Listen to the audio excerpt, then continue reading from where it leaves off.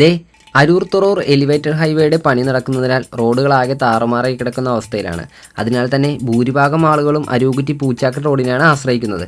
ഈ വഴി വരുമ്പോൾ നിങ്ങൾക്ക് ഫുഡ് കഴിക്കാൻ പറ്റിയ നല്ലൊരു സ്പോട്ടാണ് ഈ പരിചയപ്പെടുത്തുന്നത്. തൃച്ചാറ്റുള്ള നോർത്തിൽ പ്രവർത്തിക്കുന്ന ഷാലൂസ് കിച്ചൺ.